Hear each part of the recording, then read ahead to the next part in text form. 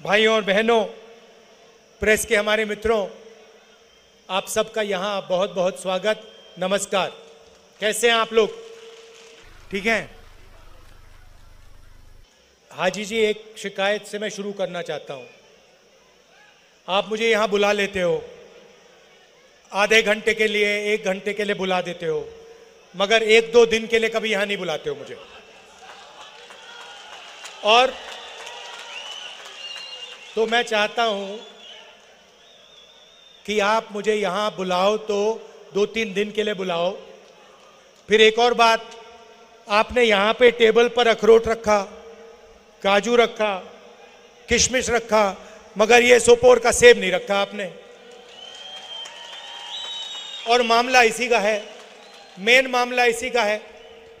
इस सेब को पूरी दुनिया में पहुंचाना है, अमेरिका में पहुंचाना है, जापान में पहुंचाना है, चाइना में पहुंचाना है। क्योंकि ये आप लोगों की मेहनत है, इसमें सोपोर की जनता की मेहनत है और इसी में आपका भविष्य है। और मैं चाहता हूं कि ये सिर्फ हमारे देश में नहीं, मगर ये पूरी दुनिया में पहुंचे। आजकल अमेरिकन सेब हमारे देश में खाया जाता है। मैं चाहता हूं कि ये सेब अमेरिका में खाया जाए। जब भी सेब खाया जाए, लोग कहें कि हां भैया, ये सोपोर का सेब है, जम्मू कश्मीर से आया है। सबसे पहली बात, शायद सबसे जरूरी बात, आपकी स्टेटहुड की है।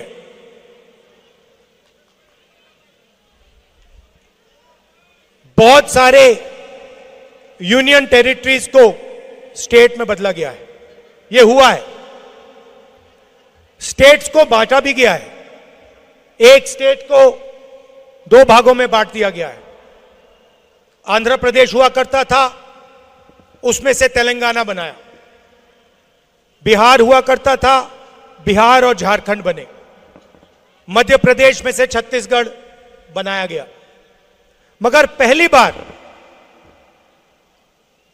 बार इतिहास में, हिस्ट्री में, एक स्टेट को यूनियन टेरिटरी में बदला गया है। और यह शर्म की बात है। यह हिंदुस्तान में कभी पहले नहीं हुआ है। पहली बार जम्मू कश्मीर के लोगों को कहा गया है कि भैया आप स्टेट नहीं हो, आप यूनियन टेरिटरी हो। आपको चीफ मिनिस्टर नहीं चलाएगा, एमएलए नहीं चलाएंगे, आपको बाहर के लोग, लेफ्टिनेंट गवर्नर, ब्यूरोक्रेट्स चलाएंगे। हम चाहते थे कि चुनाव से पहले आपको आपका स्टेटहुड वापस दिया जाए। और जम्मू कश्मीर के सब लोग ये चाहते हैं, सब लोग ये चाहते थे कि स्टेटहुड हमें पहले वापस मिले और उसके बाद चुनाव हो। नहीं हुआ, ठीक है, पहला कदम चुनाव है, मगर इसके बाद जम्मू कश्मीर को स्टेटहुड मिलना ही पड़ेगा।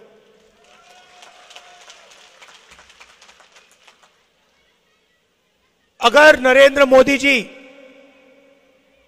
स्टेटहुड नहीं देंगे तो इंडिया गठबंधन उन पर पूरा दबाव डालेगा, प्रेशर डालेगा, पार्लियामेंट में प्रेशर डालेंगे कि जम्मू कश्मीर को स्टेटहुड वापस दो।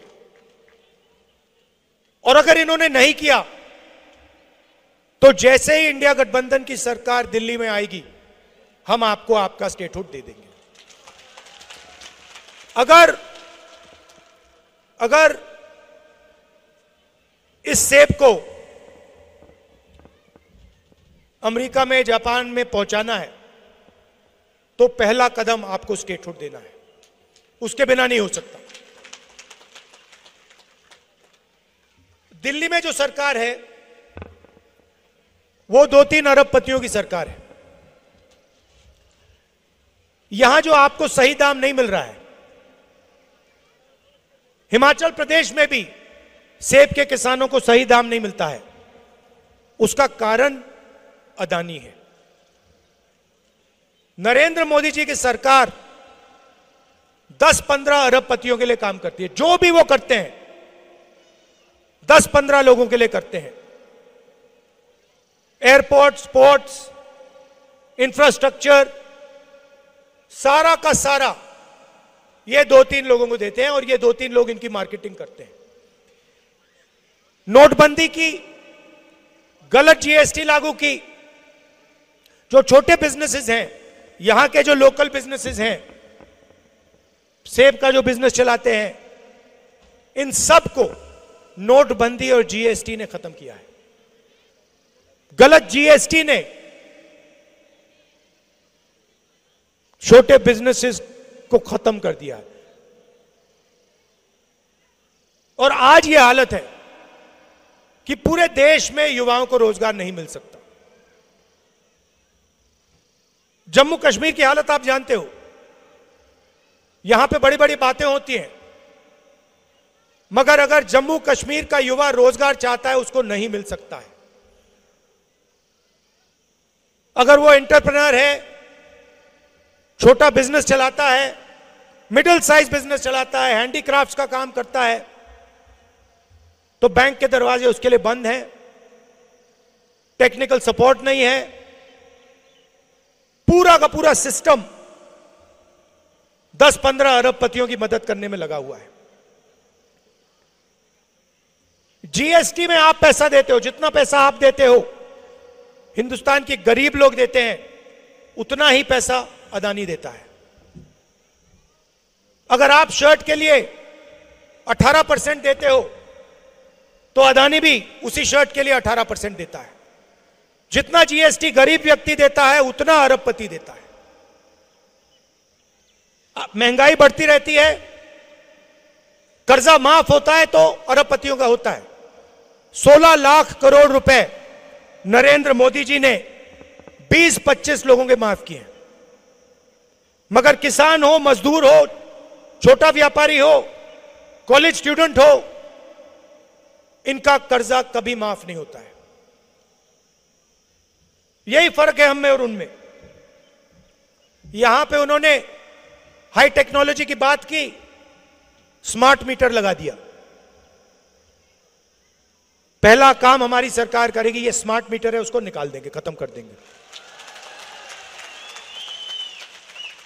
और जहां भी ये जाते हैं, जहां भी ये जाते हैं, भाई को भाई से लड़ा देते हैं।